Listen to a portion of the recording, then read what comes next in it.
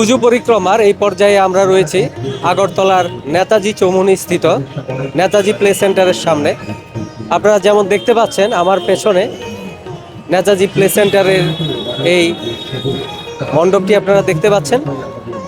একটি কাল্পনিক মন্দিরের আদলে এই মণ্ডপটি গড়ে তোলা হয়েছে। প্রচুর দর্শনার্থী সমাগম হচ্ছে এই সন্ধ্যাবেলায়।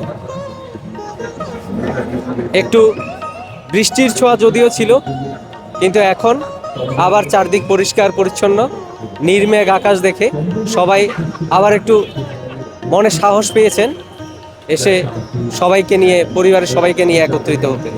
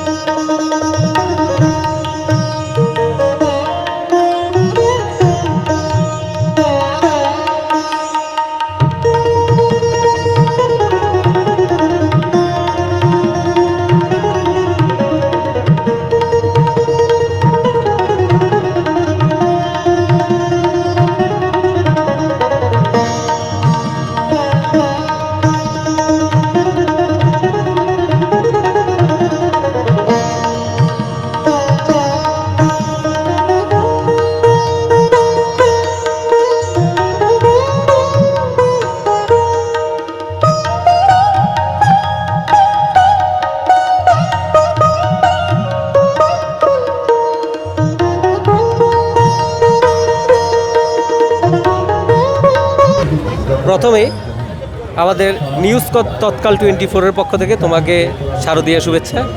কার সাথে বেড়াতে এসছো? বাবা মা। বাবা মা কোথায়? তারা হ্যাঁ, কোথায়? ওনারা হ্যাঁ, ওনারা কোথায় বলছি? এখানেই আছেন। আচ্ছা, তো কয় নাম্বার পুজো এটা আজকে? কয় নাম্বার পুজো এটা আজকে? মনে নেই? অনেকক্ষণ ধরে ঘুরছো? কখন বেরিয়েছিলে? এই তো সকাল, এই বিকাল 5টার থেকে। 5টা থেকে? 5টা থেকে। আচ্ছা, কেমন লাগছে? ভালো। খুব ভালো লাগছে। তো বন্ধু বান্ধবের সাথে কবে বেরোবে? আরেকদিন? এটা তো বড় হলে বেরোবো। আচ্ছা, এখন বাবা মার সাথে? এখন বাবা মার সাথে। ঠিক আছে। এটা কোথাকার পুজো বলো? Netaji Choumuhani, Netaji play centre, Netaji Choumuhani. তোমার নামটা বলে দাও। আবির আচার্যি। তোমার পুজো খুব ভালো কাটো। নিউজ তৎকাল 24-এর পক্ষ থেকে আপনাকে শারদীয়া শুভেচ্ছা। প্রথমে দাদা আপনার একটু নামটা জেনে নিতে চাইবো। নমস্কার, নিউজ তৎকাল ইলেকট্রনিক্স মিডিয়াকে আমরা নেতাজি প্লে প্রোগ্রাম সেন্টারের পক্ষ থেকে আমি পুজো কমিটির সভাপতি শ্রী অশোক কুমার পাল বলছি।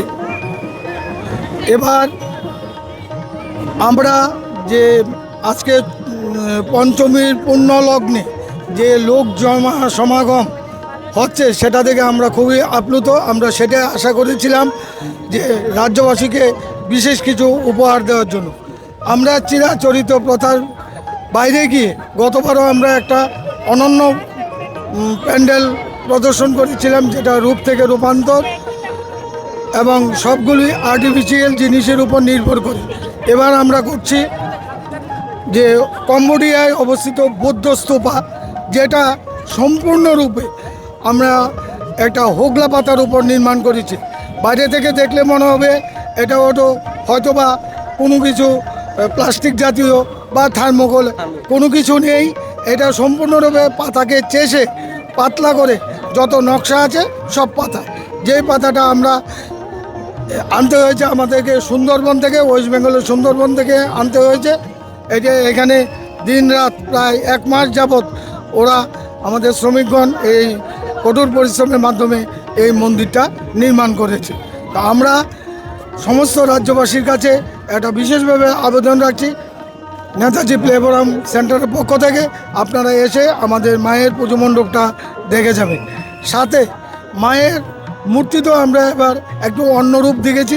গতানুগতিক প্রথা থেকে সরে গিয়ে আমরা মায়ের মাতৃরূপ দর্শন ঠিক আছে, পাশাপাশি মা যখন যুদ্ধে অবতীর্ণ হয়েছিল তখন যে বিভিন্ন দেবদেবী মাকে বিভিন্ন অস্ত্র প্রদান করেছিল, সেই অস্ত্র প্রদান দৃশ্যটাও মায়ের প্রতিমার মাধ্যমে আমরা দেখার চেষ্টা করেছি।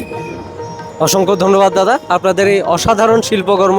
আপনি যেমনটা বললেন দেখে সত্যিই মনে হচ্ছিল বাড়ি থেকে থার্মোকল বা ওই ধরনের কিছু, কিন্তু আমরাও জেনে আশ্চর্যান্বিত হয়েছি যে এটা হোগলা পাতার তৈরি। সম্পূর্ণরূপে হোগলা। আপনাদের দাদা এই পুজোটা কত বছর ধরে চলছে? আমাদের এই পুজো হচ্ছে প্রায় 55 বছর যাবত। তো বিগত দিনগুলো যখন ছোটো ছিলাম তখন সাধারণ পরিসরে হতো।